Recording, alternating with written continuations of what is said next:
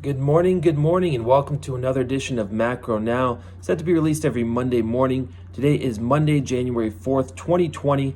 My name is Alexander Turro, Senior Market Strategist here at RJO Futures, where we contextualize the rates of change of growth and inflation, not only here domestically, but globally as well within the context of the prior week. So with that said, we'll start with the global currency market.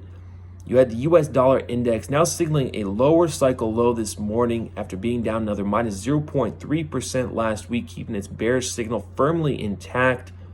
You have the euro versus the US dollar up another 0.2% last week, taking its 1 month gain now to plus 1.2% as it continues to signal bullish on a 90-day trend duration.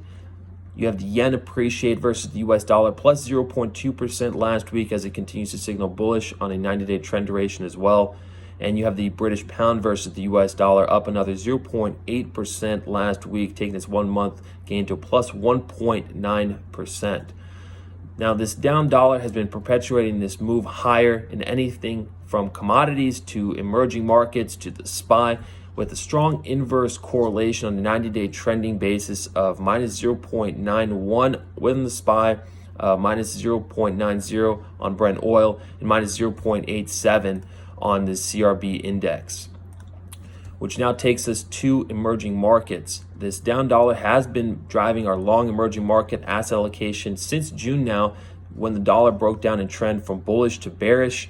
As you have the emerging markets, the MSCI index up another 2.9% last week, taking its 1 month gain now to 5.5%. You have the India's stock market up another 2.0% last week to 7.2% in the last month alone. And Russian stocks now up another 3.6% this morning to plus 12.1% in the last month alone. Touching on commodities, this down dollar has been perpetuating this move higher in all commodities, as you have the CRB index inflating another 1.4% last week to a new cycle high. Oil WTI inflating another 0.6% last week, taking its 1 month inflation to 8.5% as it continues to signal bullish trend. And corn now inflating 7.3% last week, taking its 1 month inflation to 15.0%, with something like soybeans as well, inflating 3.7% last week and up now 12.7% in the last month alone. So as far as this rotation, where you want to be rotating out of is rate sensitivity, as you want to continue to be long duration or deflation.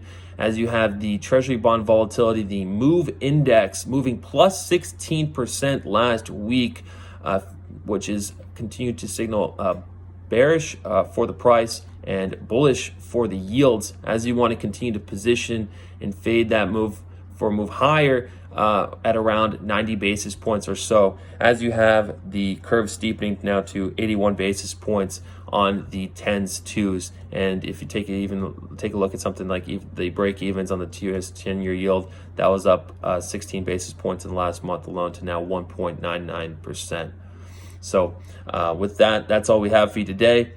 If you have any questions or would like to follow up, please feel free to reach out to me directly. Otherwise, thank you for listening and keep your head up out there.